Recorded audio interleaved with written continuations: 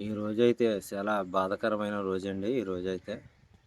ఎందుకంటే ఈరోజు శుభలక్ష్మి ఉంది కదండీ! శుభలక్ష్మి వాళ్ళ నాన్నగారు ఉన్నారు కదా! వాళ్ళ నాన్నగారి పేరొచ్చేసి వాళ్ళ ఇంటి పేరేమో కొల్లండి. వాళ్ళ నాన్నగారి పేరు కొల్లి రత్తయ్య అండి. మా మామయ్య గారైతే 29వ తారీఖు మూడో నెల 2026లోనైతే అంటే సరిగ్గా ఆదివారం రోజుని సాయంత్రం 5:06 టైంలోనైతే ఆయనైతే చనిపోయారండి. చనిపోవటం జరిగింది. అందులో వాళ్ళకైతే నలుగురు ఆడపిల్లలు, ఒక అబ్బాయి అండి. వాళ్ళ ఐదుగురు కూడా చాలా బాధపడుతున్నారండి. అసలు మాకు ఉన్నదల్లా మా నాన్నే మాకు పెద్ద దిక్కల్లా. అలాంటిది మాకు మా నాన్న కూడా లేకుండా పోయాడేనని వాళ్ళైతే చాలా బాధపడుతున్నారండి. వాళ్ళ అమ్మగారు అయితే పిల్లల చిన్న వయసులోనే చనిపోయిందండి. ఆ చనిపోయిన తర్వాత మా మామయ్య గారు సరే పిల్లలకి నేను ఉన్నాను, నేను ఎలా చూసుకుంటానో ఏంటి అని అలాగని రెండో పెళ్ళి కూడా ఏమీ చేసుకోలేదండి. ఇంకా మా మామయ్య ఇంకా చేసుకున్న కాడి నుంచి మళ్ళీ ఇంకా వచ్చి ఆవిడ ఇంకా ఎలా చూస్తుంది ఏంటి అని ఇంకా పెళ్ళి గట్ట ఇంకేం చేసుకోకుండా మా మామయ్య గారి పిల్లల్ని ఐదుగురు పిల్లల్ని పెంచుకుంటా వాళ్ళకైతే పెళ్ళిళ్ళు గట్ట ఇవన్నీ చేశాడండి. అయితే మమ్మల్ని అంత బాగా చూసి చేశాడు మా నాన్న. ఈరోజు మా నాన్న కూడా లేకుండా పోయాడు. మా అమ్మాయి లేదనుకుంటే మా నాన్న కూడా లేకుండా పోయాడు ఈరోజు అని ఐదుగురు పిల్లలు చాలా బాధపడి చాలా అస్సలు ఎవ్వరూ కూడా అసలు మనశ్శాంతి అనేది లేకుండా చాలా బాధపడుతూ ఉన్నారండి.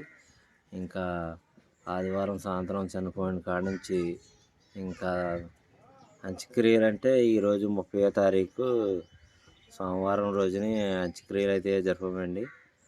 ఇంకా చాలా అలా ఐదుగురు పిల్లలు కూడా చాలా బాధపడుతున్నారు. ఇంకా అసలు ఇలా జరుగుతుంది అని అసలు అనుకోలేదు.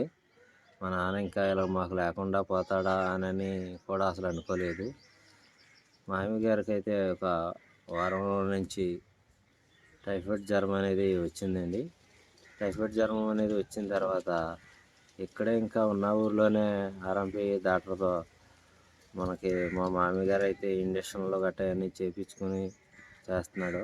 మేమైతే ఇక్కడ ఎన్ని చేసినా ఏం చేసినా తగ్గదు మామయ్య, హాస్పిటల్కి గట్రా తీసుకెళ్తాము అని గట్రా అన్నా కానీ నాకు ఎప్పుడు చిన్నప్పటి నుంచి ఇప్పటికి కూడా అసలు ఎప్పుడు నేను బయటికి వెళ్ళలేదు. నాకు హాస్పిటల్ అంటే భయం అని ఒకటే భయం అయితే పెట్టేసుకున్నాడు.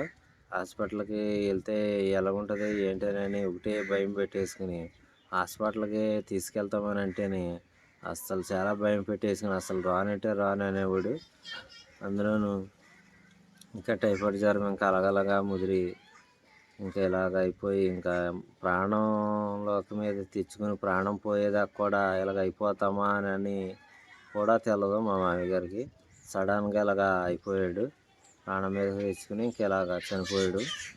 అందులో పిల్లలు చాలా అసలు ఉన్నదే మాకు మా నాన్న ఒక్కడే. మా అమ్మ ఇలాగ చిన్న ఉన్నప్పుడే చనిపోయింది. నాన్న ఒక్కడే అనుకుని వాళ్ళు చిన్నప్పుడు కాడి నుంచి వాళ్ళ నాన్నని చూసుకుంటూ వాళ్ళందరూ ఐదుగురు పిల్లలు పెరిగారు. అయితే ఈ రోజుకి అస్సలు ఇలా జరుగుద్దని అనుకోలేదు. మా నాన్న ఇలాగ మాకు దక్కకుండా ఇలాగ చనిపోతాడా అని అనుకోలేదు ఎవరూను. సడన్గా ఇలాగ అయ్యేటప్పటికి వాళ్ళందరూ కూడా ఐదుగురు పిల్లలు కూడా చాలా బాధపడతా అసలు ఇంకా అంతా ఇంత కాదు, ఇక వాళ్ళని మనం ఓదార్చలేనంత బాధలోకి అయితే కూరుకుపోయారు వాళ్ళు.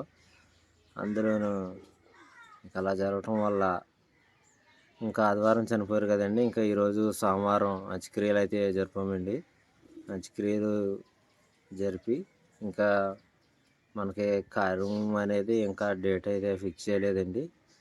మీకు అది కూడా మేము డేట్ ఎప్పుడు ఫిక్స్ చేస్తారో ఏంటన్నది కూడా మేము తెలియజేస్తాము ఫ్రెండ్స్. ఇంకా ఆదివారం సాయంత్రం చనిపోవటంతోను ఇక అంత్యక్రియలు అయితే ఇక ఆ రోజునైతే తీసుకెళ్ళటం ఇంకా చుట్టాలు పట్టాలకి వీళ్ళందరూ రావాలి కదండి.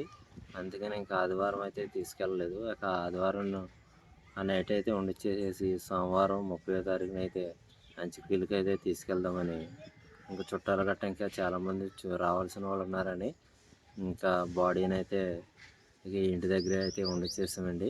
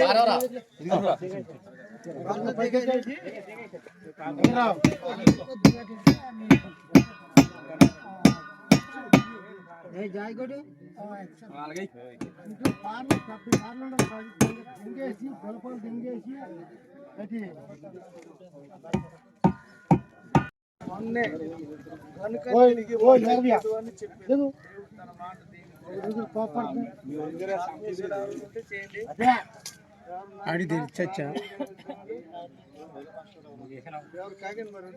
స్థానిక భాష ఎవరైనా వచ్చారా భాష గారు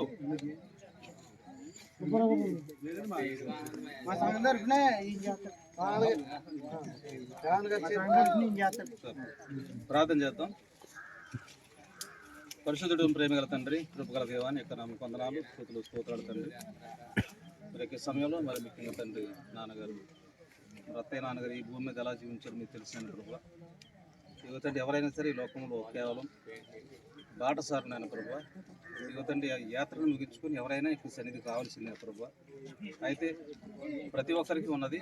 అయితే మాకంటే ముందుగా మరణించినటువంటి వారు ధన్యులు అని చెప్పేసి గ్రంథంలో ఉంది ప్రభు. మరి మరొక రోజు మీ అందరం కూడా ఆయనతో పాటు రావాల్సిందే. యువతండ్రి మీ అందరం కూడా ఇచ్చే రాజ్యంలో యువతండ్రి హిమం వల్ల తెల్లని వస్త్రములు ధరించుకొని ఈ యొక్క జీవ గ్రంథంలో పేరు ఉండినట్లుగా ఈ యొక్క పరలోక రాజ్యంలో మీ అందరం కలుసుకునేటట్లు మరొక దినాన్ని మేము దయచేయండి ప్రభు. నీకు అలాగే తండ్రి నాన్నగారు గురిపడినటువంటి కుటుంబానికి, ఆ యొక్క బిడ్డలకు, కుమార్తెలకు, కొడుకు, అలాగే కోడళ్ళు, మనవరాడు ప్రతి ఒక్కరు కూడా ఓదార్పుని, అలాగే యొక్క బంధువులు, స్నేహితులు అందరికీ కూడా ఇక్కడికి వచ్చినట్టు ప్రతి ఒక్కరికి మరి ఓదార్పును దయచేయమని మా ప్రభు అయిన యేసుక్రీస్తు ద్వారా నేను బ్రతమాలి వేడుకుంటున్నాము తండ్రి. పరలోకమందున మా తండ్రి, భూమిని ఆకాశం ఓటి మాడదారు కలుగు చేసిన దేవ, ఆకాశం మహాకాశం బట్టజాలవాడ అబ్రహాం దేవ, ఇస్సాకు దేవ, యాకోబు దేవ, మొదటి వాడ కడపటి వాడ, మృతులై తిరిగాని యుగయుగములు తండ్రి కుటుంబాలు కూర్చుని నా కొరకు మా కొరకు పరలోకము కొరకు నిత్యము ఎల్లప్పుడూ జ్ఞాపన చేస్తున్న తండ్రి. ఆది మనుషుడైన ఆదాము చేసినప్పుడు నీ ఆజ్ఞను కోల్పోయినప్పుడు, ఆదామా నీవు నేల నుండి తీయబడుతు కనుక మరలా తిరిగి మట్టి నుండి తీయబడ్డావు, తిరిగి మొన్నైపోదు అని చెప్పారు. ప్రసంగ గ్రంథంలో ప్రవక్త తండ్రి బరియాల గ్రౌండ్కి వచ్చిన వాళ్ళు ఇంకెవరైనా మిమ్మల్ని నమ్ముకోకుండా రక్షణ పొందకుండా లోపంలో తిరుగుతుంటే, నీకు ఇష్టంగా అలవాట్లు ఏమైనా ఉంటే మనసు మార్చుకొని నిన్ను ఆశ్రయించి విశ్వాసంతో నేను వెంబడించి వారికి చేయండి. రఫీ గారు విడిచి వెళ్ళినటువంటి కుమార్తెలు, అల్లుళ్ళు, మనలో మనరాలు, కుమారుడు, కాళ్ళు, మనవుడు, ఇక రక్తపోటి బంధువులందరికీ ఆదరణ ఓదార్పు కలిగించి సహాయం చేయమని, ఆదరణ ఇవ్వమని యేసు నామమున అడుగుతున్నాము తండ్రి. మన తండ్రి దేవుని ప్రేమ, రక్షకుడైన కృప, ఆదరణకర్త అయిన పరిశుద్ధాత్మని కన్యను సహవాసము, సన్నిధి సహాయం కూడిన మనందరికీ, ముఖ్యంగా రత్తయ్య గారు విడిచిన కుటుంబీకులందరికీ మీరు వచ్చి పర్యంతం సదాకాలం తోడుకుని కాపాడి ఆశీర్వదించి ఆదరించుదురుగాక.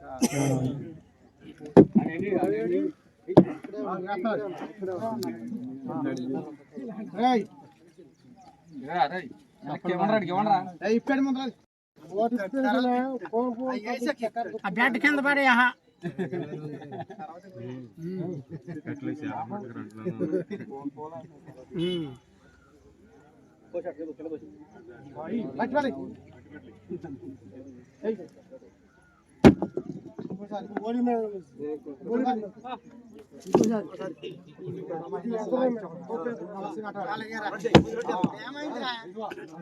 ఏమని చెప్పు